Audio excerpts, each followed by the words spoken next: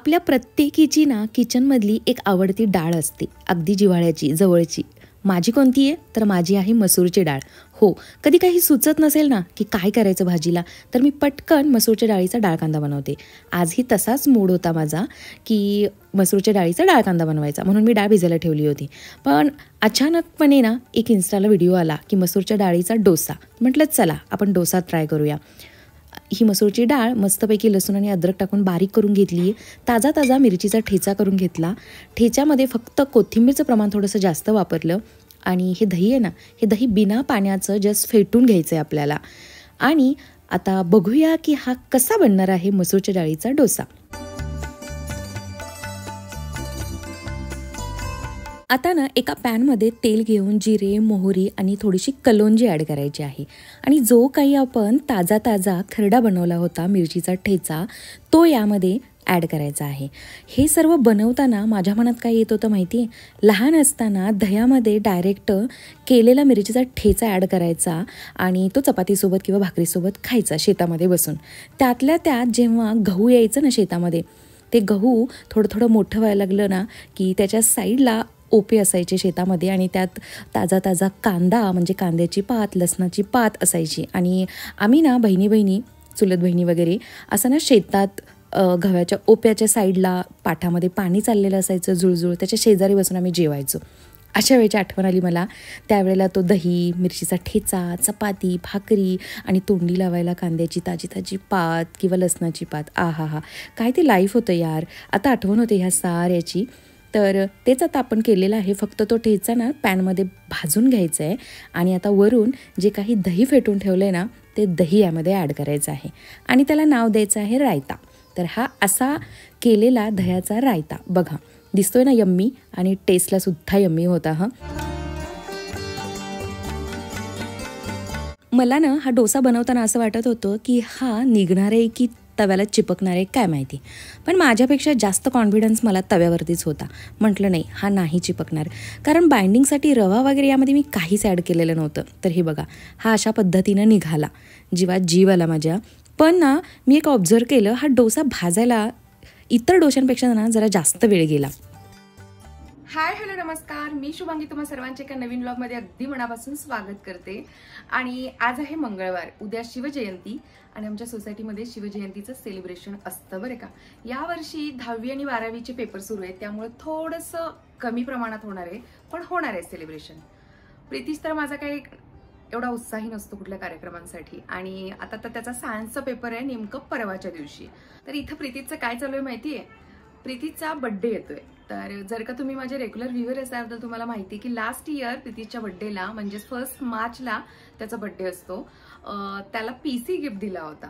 आणि आता या वर्षीचं गिफ्ट काय घ्यायचं तर सुरू आहे. एक तर हेडफोन हवाय पुन्हा एकदा नवीन, कारण परवा आम्हा दोघांच्या मस्तीमध्ये त्याचा जो काही JBLचा खूप एवढा चांगला ब्लूटूथवाला हेडफोन होता तो तुटला.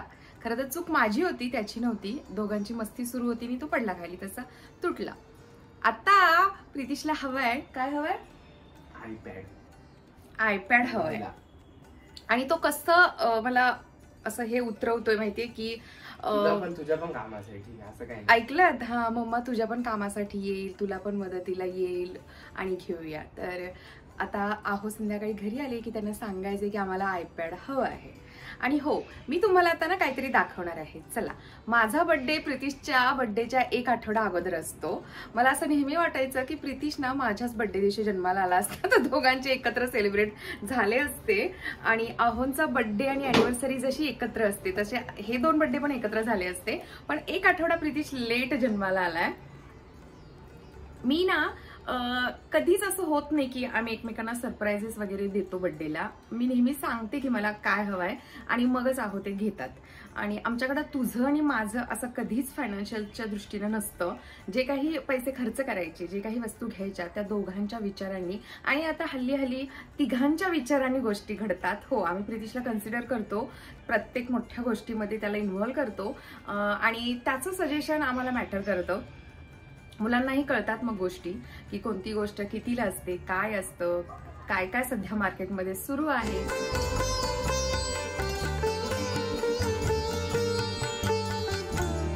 चला मी तुम्हाला दाखवते की मी बड्डेसाठी काय काय घेतलं आहे. तर नायकाचं हे एक पार्सल आहे. तसे खूप सारे नायकाचे पार्सल रिसीव झाले होते, पण मी ते नाही तुमच्यासोबत शेअर केलं कारण छोट्या छोट्या गोष्टी होत्या. आत्ता पण एक छोटीशीच गोष्ट मी मागवली होती, पण त्यामधून हे काय निघालं म्हणून ना माझ्या चेहऱ्यावरती आता तुम्ही आट्या पाहिल्या असतील, कारण हे तर मी मागवलेलं नव्हतं. तर नंतर मी पाहिलं त्यामध्ये आणि मेसेजही पाहिला नायकाच्या ॲपमध्ये जाऊन. माझ्या बड्डेसाठी प्री बड्डे हे गिफ्ट पाठवले नायकानी.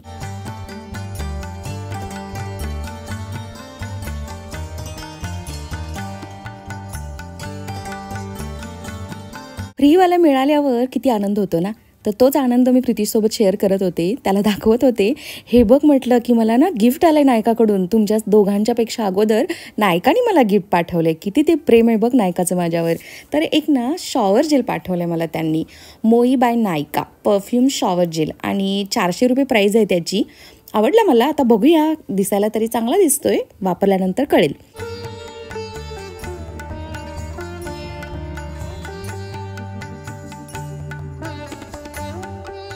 खरं तर एक लिक्विड लिपस्टिक ऑर्डर केली होती मी नायकाची, मॅटे टू लास्ट. त्यामध्ये महाराणी नावाचा शेड घेतला आहे मी, आणि तो शेड ना मी यापूर्वीही वापरलेला आहे. मला आवडतो. कधी काही असं ना स्पेशल असेल तर तेव्हा मला डार्क लिपस्टिकचे शेड आवडतात, तर त्यातलाच तो शेड आहे आणि मी शेअर करेन तुमच्यासोबत नक्कीच. आणि ही बघा माझी खरेदी. खूप दिवसांपासून हे कार्टमध्ये मी टाकून ठेवलं होतं. आचोचे ड्रेस आहेत आणि एक नाही तर चक्क 2 ड्रेस मागवायचं धाडस मी केलेलं आहे.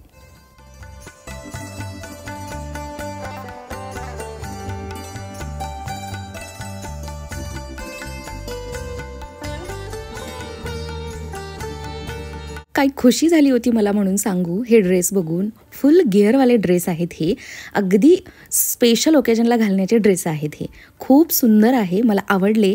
आणि याचा जो आत्ता मी तुम्हाला ड्रेस दाखवला ना, त्याचा कपडा थोडंसं ना चंदेरी टाईपमध्ये आहे. पिंक ओढणी आहे अशी सुंदरशी, आणि पॅन्ट पण कॉटनची पिंक कलरचीच आहे. मुळात ना हे कॉम्बिनेशन मला खूप आवडलं होतं.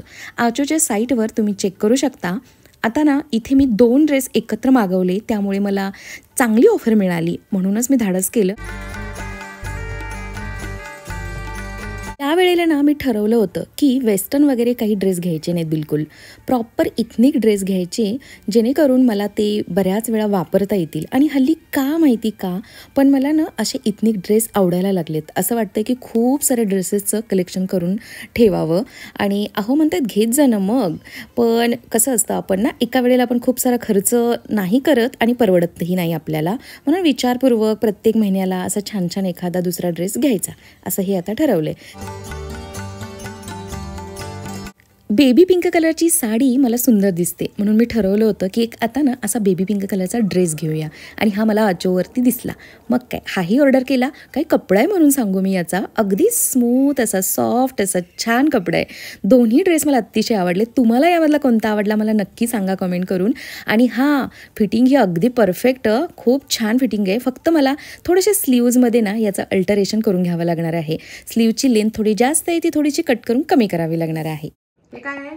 हे इथं असं लावायचं आणि शावर दिल्यावरती इथे येतं. बघू एक मिनिट, माझी कॉफी सांडेल. आम्ही दोघं कॉफी घेतोय आणि मी तुम्हाला म्हटलं ना की याला आयपॅड हवाय.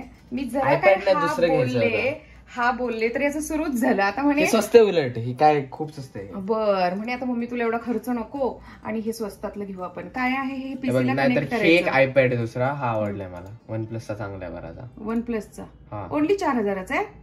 EMI ओके, EMI 4000 आहे. 36,000.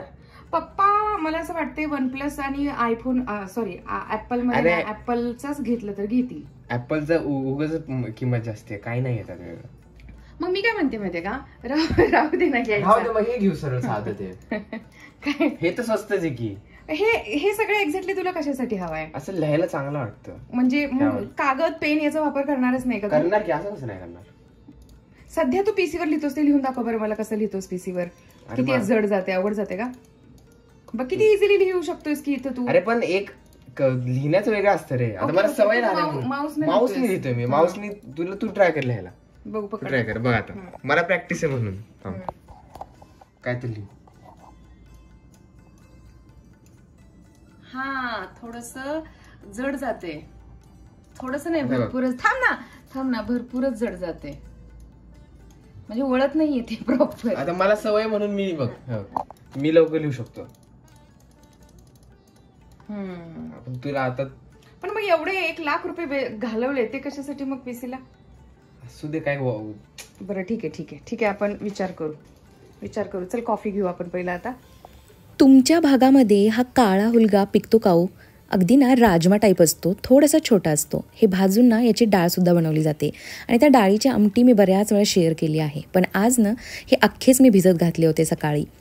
आता प्रितिशला ना हल्ली या एक्झाम पिरियडमध्ये मी ऑब्झर्व करते की सतत भूक लागते. फ्रूट्स वगैरे मी त्याला देत असते आणि स्वतःही खात असते त्याच्यासोबत. पण म्हटलं चला काहीतरी ना हेल्दी स्नॅक्स बनवूया आपण. तर मखाणा होता माझ्याकडे, तर याचाच मी अगदी इन्स्टंट असं चिवडा बनवते. आणि हे बघा किती पावडर उडली त्यामधून. मला ना पॅकेट खोलून त्यामध्ये टाकताना लक्षात आलं अरे यार हे आपण पहिलं चाळून किंवा पाकडून घ्यायला हवं होतं. पण ठीक आहे, नंतर तुपामध्ये ते भाजलं गेलं.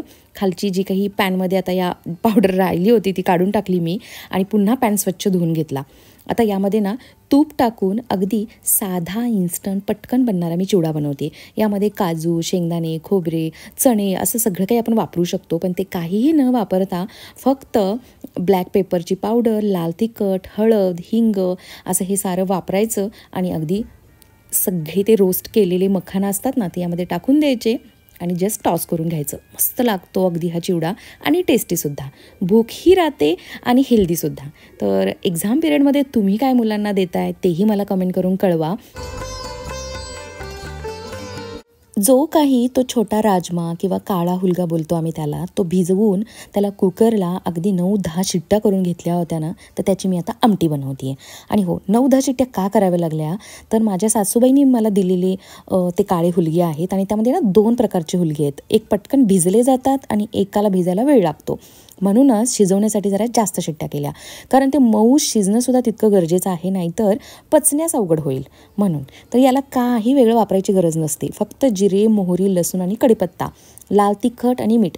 जे माझ्याकडचे म्हणजे माझ्या भागातले आहेत, पश्चिम महाराष्ट्रातले, त्यांना नक्कीच हे सारं रिलेट करत असेल की किती टेस्टी असते ही काळ्या हुलग्याची आमटी. काहीही याला ना सागरे संगीत करावं नाही लागत, कोणती पेस्ट नाही टाकावी लागत, कुठलं वाटण नाही टाकावं लागत, काही नाही. आता सवयीप्रमाणे मी हिंग टाकला यामध्ये, पण हिंगाची सुद्धा गरज नसते. तरीसुद्धा हा काळा हुलगा खूप टेस्टी लागतो. मी ज्यांना हा दिला आहे, ज्यांना खाऊ घातला आहे, त्या साऱ्यांनाच हा खूप आवडला आहे. म्हणजे ना लिटरली जो ओरिजिनल राजमा असतो ना, तर त्याच्यापेक्षाही याची आमटी भाकरीसोबत आणि भातासोबत यमी लागते, अगदीच यम्मी. आम्हाला तर खूप आवडते. आज मी खूप दिवसांनी हा केला, कारण माझ्याकडे हा काळा हुलगा आहे हेच मी विसरले होते. आणि किचनमध्ये खाली थोडीसं काहीतरी साफसफाई करायला गेले आणि तिथे मला हा दिसला. अरे म्हटलं, मी तर समजते की हा संपला आहे, पण हा तर शिल्लक आहे. खूप खुशी झाली की जेव्हा काहीतरी असं ठेवणीतलं निघतं बाहेर अचानक.